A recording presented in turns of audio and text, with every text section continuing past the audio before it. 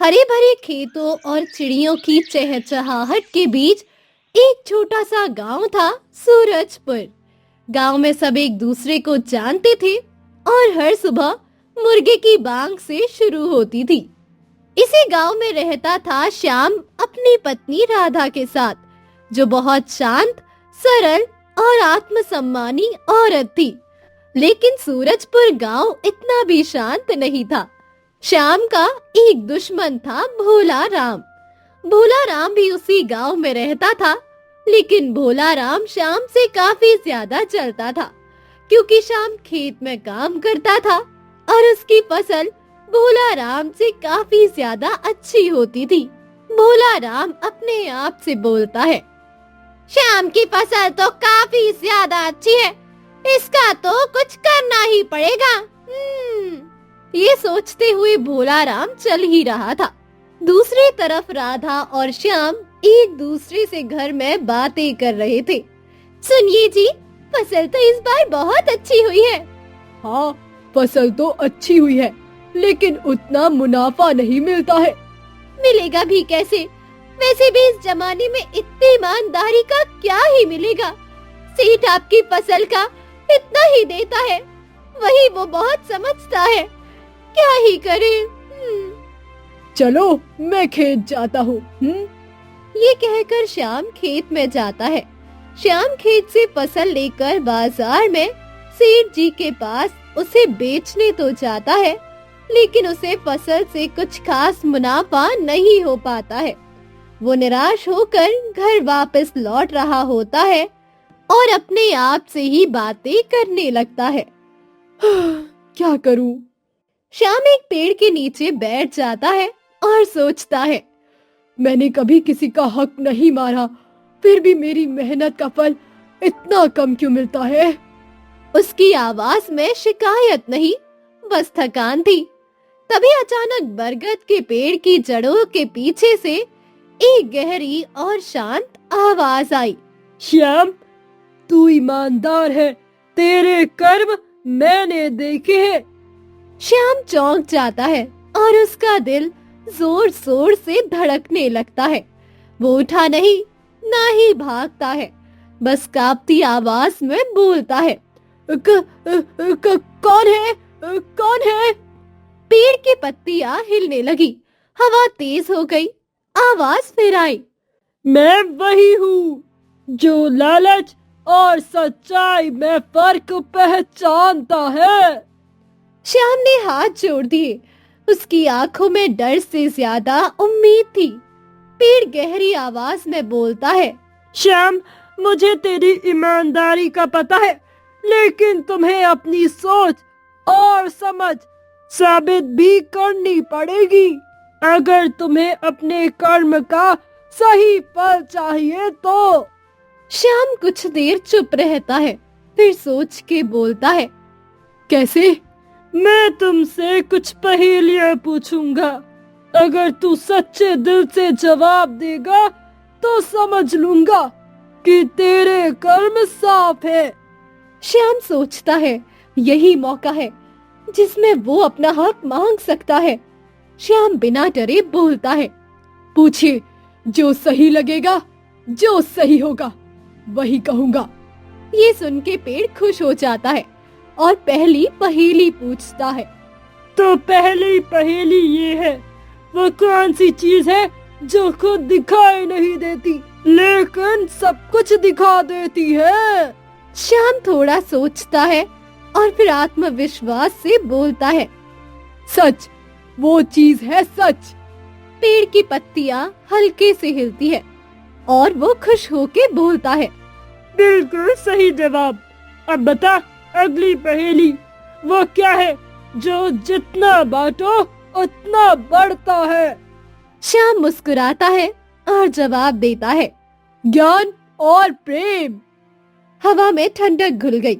बरगद की जड़ों से मधुर आवाज आई, बस, मुझे तेरी ईमानदारी का प्रमाण मिल गया। याद रखना, जो सही कर्म करता है उसका फल समय लेकर जरूर मिलता है।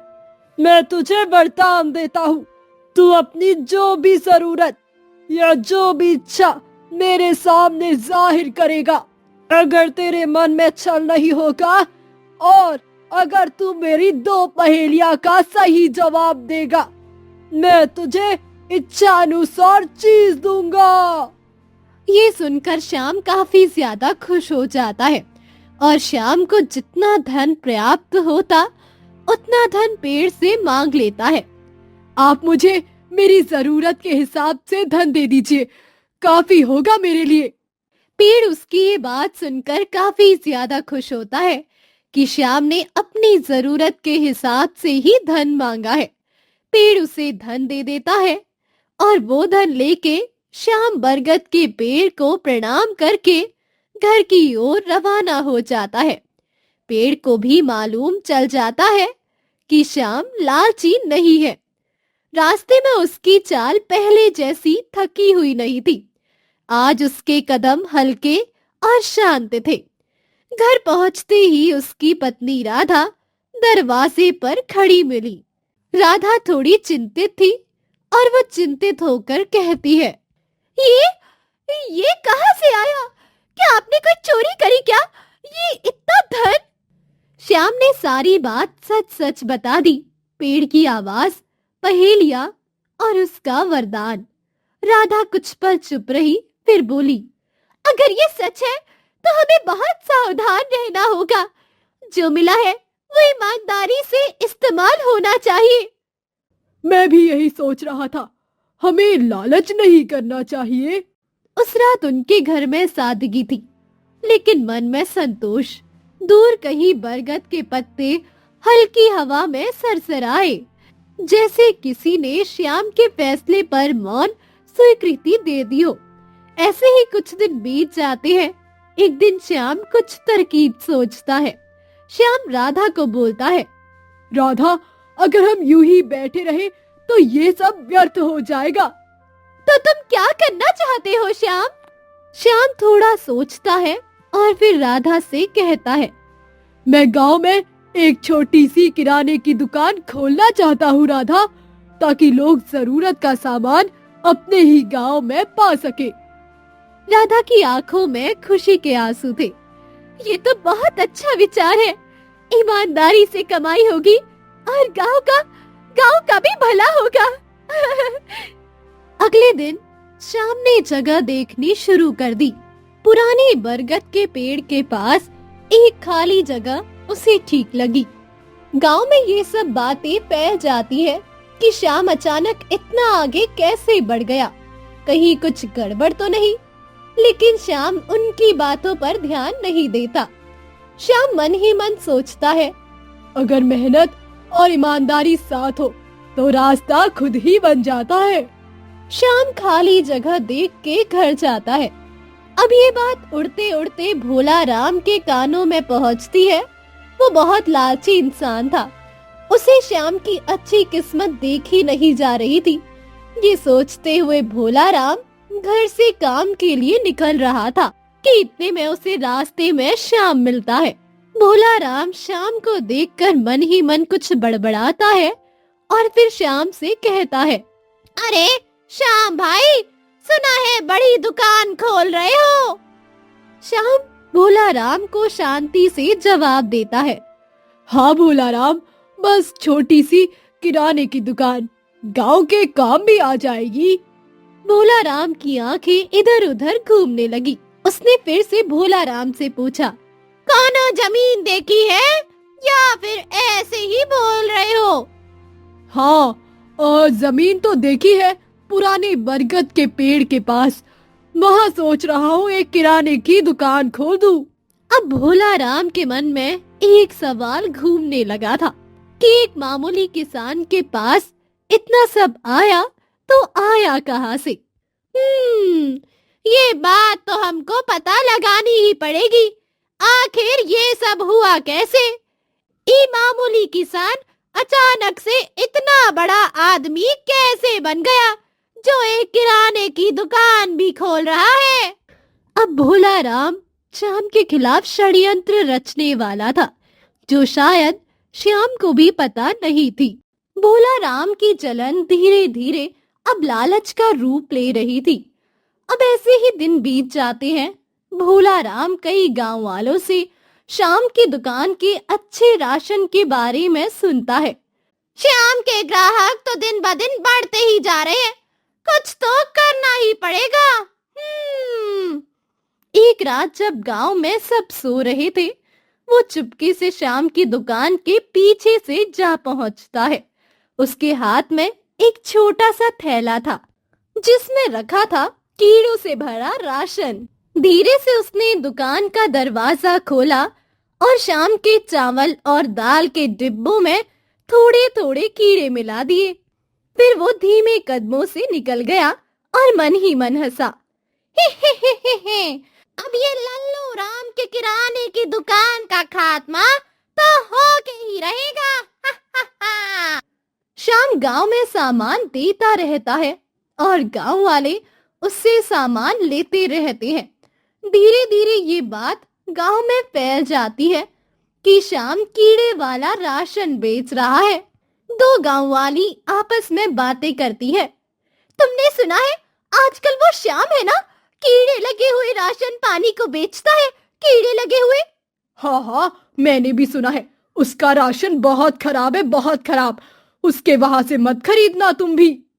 ये कहते हुए दो गांव वाली जा रही होती है और भोला राम ये बात सुन लेता है। भोला राम ये सुन के मन ही मन बहुत खुश होता है और अपने आप से कहता है, मतलब मेरा जादू काम कर ही गया, इससे अच्छी बात मेरे लिए क्या हो सकती है। भोला राम अपने मन में ये सोच के बहुत खुश होता है कि अब श्याम का पतन शुरू हो चुका है। दूसरी तरफ श्याम ये सोच के हैरान था कि ऐसा कैसे हो सकता है कि उसकी दुकान में इतने कम ग्राहक आखिर क्यों आ रहे थे। श्याम दुकान में बैठा ये सोच ही रहा होता है कि तभी उसके दुकान पर एक बूढ़ी अम्मा आती है और कहती है, अरे बेटा, जरा एक साबुन की टिकिया देना। श्याम कहीं खोया हुआ होता है और पहली बार में नहीं सुनता, तो बूढ़ी अम्मा दोबारा कहती है, बेटा बेटा। अम्मा के 3-4 बार कहने पर श्याम सुनता है। तभी अम्मा कहती है, क्या हुआ बेटा, बड़े परेशान से बैठे हो? नहीं अम्मा, क्या चाहिए आपको? वो तो मैं बता दूंगी, लेकिन पहले तुम मुझे बताओ कि तुम इतने परेशानी में क्यों बैठे हो? वो अम्मा, सब कुछ तो ठीक चल रहा था, लेकिन अचानक से पता नहीं क्यों ग्राहक आने कम से हो गए। दुकान का किराया भी तो निकालना है। हाँ बेटा, ये तो सही कहा, ये तो बिल्कुल भी ठीक नहीं है। मैं तुझे एक चीज बताती हूँ। मैंने सुना है तेरे राशन में कीड़े फुफूती ये सब मिला है। गांव गांव में बातें चल रही है तेरे खराब राशन की। सोचा तुझे बता दूं, हो सकता है इसीलिए तेरे यहाँ कम ग्राहक आ रहे हो।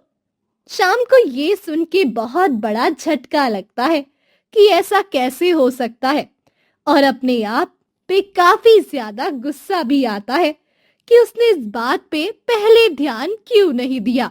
अच्छा, तो ये बात है, तभी मेरे ग्राहक मुझसे नाराज होकर यहाँ नहीं आते। लेकिन ऐसा कैसे हो सकता है? श्याम घर जाता है और राधा से इस बारे में बात करता है। राधा भी हैरान हो जाती है और परेशान होकर कहती है, लेकिन ऐसा कैसे हो सकता है? आपके दुकान में राशन में कीड़े कैसे लग सकते हैं भला? ये तो मुझे भी समझ नहीं आ रहा राधा कि ऐसा कैसे हो सकता है। एक काम करिए ना, आप उस पेड़ से जाकर पूछिए। क्या? कि ऐसा कौन कर सकता है? राधा के इतना कहते ही श्याम निकल पड़ता है पेड़ के पास।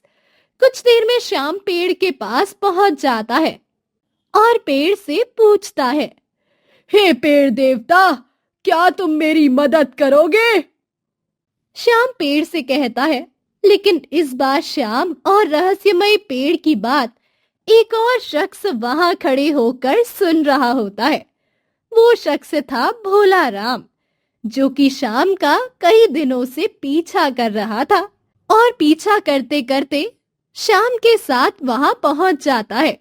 लेकिन भोला राम किसी एक झुग्गी के पीछे छिपा हुआ था, जिससे वो पेड़ और शाम को नजर ना आ पाए। पेड़ और शाम अब एक दूसरे से बातें करने लगते हैं। बताओ श्याम, आज फिर कैसे आना हुआ? क्या क्या बताऊं मालिक, मेरे जीवन में सब कुछ सही ही चल रहा था, लेकिन पता नहीं अचानक मेरे जीवन में ऐसा भूचाल कैसे आया जिसने सब कुछ बिगाड़ दिया।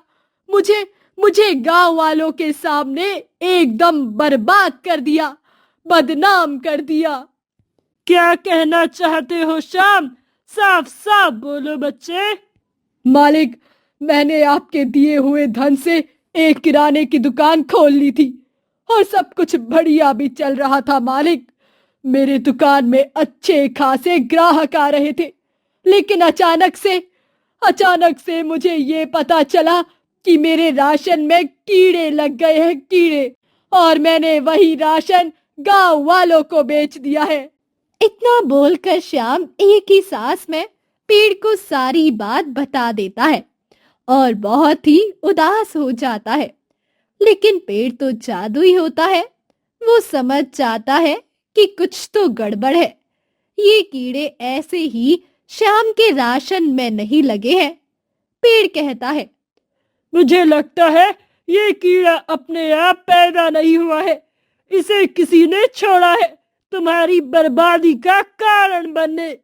ये सुन के श्याम बहुत हैरान हो जाता है कि आखिर ऐसा कौन कर सकता है भला, और पेड़ से कहता है लेकिन ऐसा ऐसा कौन कर सकता है मालिक? मेरा तो इस गांव में कोई दुश्मन भी नहीं है। तुम बहुत अच्छे हो श्याम, तुम्हें सब पर अच्छे से विश्वास हो जाता है। मुझे अपने आंतरिकपन से सोचना होगा एक बार, उसके बाद ही पता चल पाएगा। पेड़ श्याम से इतना कहकर आंखें बंद करता है और ध्यान में जाके अपने आंतरिक मन से देखता है कि कैसे भोला राम श्याम की दुकान में जाता है और उसके राशन में कीड़े मिलाकर गांव-गांव में ये बात फैलाता है कि श्याम के राशन में कीड़े मिले हुए हैं और श्याम का राशन खराब है। फिर पेड़ अपने मन में सोचता है, अरे, इस मनुष्य को तो पता भी नहीं कि इसके साथ कितना बड़ा छल हुआ है। इसके साथ क्या क्या हो गया है। इसी के एक साथी ने लालच में आकर इसके साथ कितना गलत किया है। यदि मैं इसको बता दूं तो शायद इसका आत्मविश्वास डगमगा जाएगा। पेड़ इतना सोच ही रहा होता है कि तभी श्याम कहता है, क्या हुआ मालिक, आप क्या सोच रहे हैं? बताइए ना, बताइए, मेरे साथ ऐसा कैसे हुआ, या इसके पीछे किसी और का ही हाथ है? पेड़ कुछ देर चिंता में पड़ जाता है कि बताए या ना बताए। कुछ देर सोचने के बाद पेड़ कहता है, श्याम, देख, मुझे पता तो है कि किसने क्या और कैसे किया, लेकिन मैं तुझे बताऊंगा नहीं। श्याम ये सुनकर चौंक जाता है कि आखिर पेड़ ऐसा क्यों कह रहा है। वो हैरानियत से पूछता है, लेकिन क्यों? क्या आप ये नहीं चाहते कि आगे मैं अपने जीवन में अपने कर्मों के कारण सफल हूँ? क्या मैं यहीं पर रह जाऊं? ऐसा नहीं है बच्चे, मुझे पता है तुम एक मनुष्य हो और मनुष्य के अंदर ईर्ष्या की भावना आ ही जाती है। लेकिन अगर आप मुझे नहीं बताएंगे तो मैं ये कैसे जानूंगा कि मुझे गिराने की साजिश किसने रची है?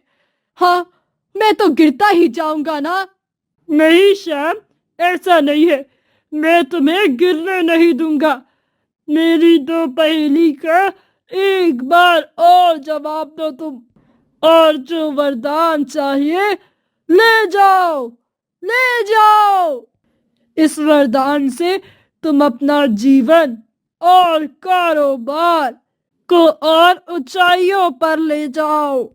श्याम कुछ देर सोचता है, फिर आंख मीचता है और फिर कहता है, ठीक है मालिक, आपने ही मुझे बनाया था और आज आप ही की सलाह से मैं और आगे जाने वाला हूँ। मैं ये सब भूलकर आगे बढ़ने को तैयार हूँ। आप बताइए मालिक, मुझसे पूछिए पहेलियाँ, मैं उसका सही सही जवाब दूंगा जैसा कि मुझे ठीक लगता है। तो ठीक है, अब तू मुझे इन 2 पहेलियों का सही सही जवाब दे और ले ले वरदान। ठीक है, आप मुझे पहेलियाँ पूछिए। तो ठीक है, पहली पहेली बताओ, वो कौन सी चीज है जो सबके पास होती है लेकिन दिखाई नहीं देती, और अगर खो जाए तो इंसान चैन से जी भी नहीं पाता। श्याम कुछ देर सोचता है, फिर सिर उठाते हुए आत्मविश्वास से बोलता है, ईमानदारी और आत्मसम्मान। जो इसे खो देता है वो अंदर से टूट जाता है, टूट। पेड़ ये सुन के सन्न रह जाता है, जैसे उसको उम्मीद नहीं थी कि श्याम इतने बढ़िया तरीके से जवाब भी दे सकता है। श्याम, मुझे तुमसे इतनी उम्मीद नहीं थी कि तुम इतना बढ़िया जवाब दोगे। मैं तुमसे बहुत खुश हूँ और मुझे नहीं लगता कि मुझे अगली पहेली पूछने की जरूरत है। ये सुन के श्याम बहुत ज्यादा खुश हो जाता है कि वृक्ष उससे कितना प्रभावित है। वृक्ष उसे बहुत सारा धन देता है और श्याम वो धन लेके चला जाता है। भोला राम ने भी सभी दृश्य को देखा होता है। शाम के जाते ही वो पेड़ के पास आता है और कहता है, अरे क्या बात, ये पेड़ तो मेरे लिए एक वरदान का रूप है, वरदान का रूप। इससे तो मैं जो चाहे वो ले सकता हूँ। ये सोच के भोला राम पेड़ की तरफ देखकर कहता है, हे पेड़ देवता, क्या तुम मेरी भी मांग पूरी करोगे? भोला राम की आवाज सुनकर पेड़ अचानक से जाग जाता है और भोला राम का चेहरा देखकर उसे सब याद आ जाता है कि कैसे भोला राम ने शाम के उसमें कीड़े मिलाकर उसको गांव-गांव में बदनाम करवाया था। वो सोचता है, अरे ये तो वही है। कुछ देर सोचने के बाद पेड़ कहता है, बोलो बोलो, क्या काम है, क्या चाहिए तुझे? मैंने सुना है तुम एक इच्छाधारी पेड़ हो, जो इच्छा मांगो वो पूरी कर देते हो तुम। हाँ, तुमने सही सुना है, या देखा है। पेड़ थोड़ा शक जताते हुए कहता है, क्योंकि उसे पता था कि गांव में किसी को भी उस रहस्यमयी पेड़ के बारे में नहीं पता सिवाय श्याम के। तो फिर भोला राम ने जरूर श्याम को पेड़ से बात करते हुए देखा होगा। भोला राम की जीभ लड़खड़ा जाती है। ऐसी कोई बात नहीं है पेड़ देवता जी। तो क्या चाहिए तुमको बालक, यहाँ क्यों आए हो? मुझे तो आपसे वरदान चाहिए पेड़ देवता जी। अच्छा, वरदान तो ठीक है, तुम मेरी 2 पहेलियों का सही सही जवाब दो और ले जाओ वरदान। जी जरूर, आप जो भी पहेलियां मुझसे पूछेंगे उसका मैं आपको सही सही जवाब दे दूंगा। पेड़ उसके बाद आगे की बात बताता है कि यदि उसने गलत जवाब दिया तो उसके साथ क्या होगा। लेकिन यदि तुमने गलत जवाब दिया तो? पेड़ बता ही रहा था, लेकिन भोला राम उसे बीच में टोकते हुए कहता है, मुझे पता है देवता जी, आप बस मुझसे पहेलियां पूछिए। अच्छा, तो बताओ वो क्या है जो जितना बांटो उतना बढ़ता है और जितना छुपाओ उतना घटता है?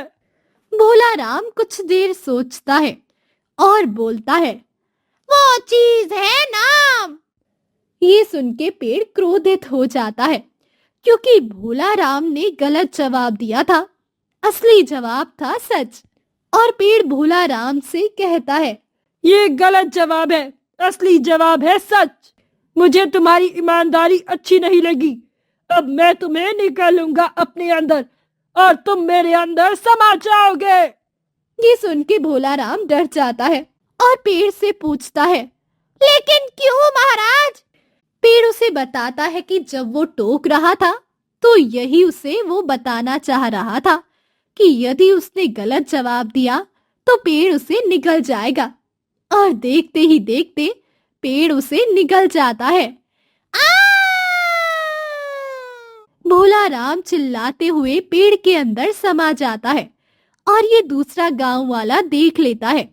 गांव वाला जाके श्याम को बता देता है और श्याम भागता भागता पेड़ के पास आता है। क्या हुआ महाराज, आपने उसको क्यों निगला?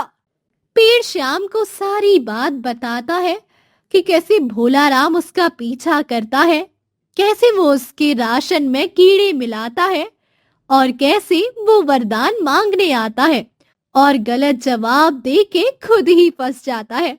श्याम कहता है, पेड़ देवता जी, उसे माफ कर दीजिए। आखिरकार वो है तो मेरा ही मित्र। हाँ, उससे गलती हुई है, लेकिन उसे उसके कर्मों का फल मिल चुका है और उसे अपने कर्म पर पछतावा भी है। कृपया कृपया उसे माफ कर दीजिए। पेड़ को श्याम की ईमानदारी, सोच और समझ काफी अच्छी लगती है और वो भोला राम को माफ करते हुए अपने अंदर से निकाल देता है। भोला राम श्याम से माफी मांगता है और सभी गांव में एक साथ खुशी खुशी रहने लगते हैं। जो जैसा कर्म करता है वैसा ही फल पाता है। गलत रास्ते से मिली सफलता कुछ समय की होती है, लेकिन ईमानदारी से किया गया कर्म हमेशा सुख, सम्मान और शांति देता है। अगर कहानी अच्छी लगी हो तो हमारे चैनल को सब्सक्राइब करें, वीडियो को लाइक करें ताकि ऐसे ही मजेदार कहानियां आपको आगे भी मिलती रहे।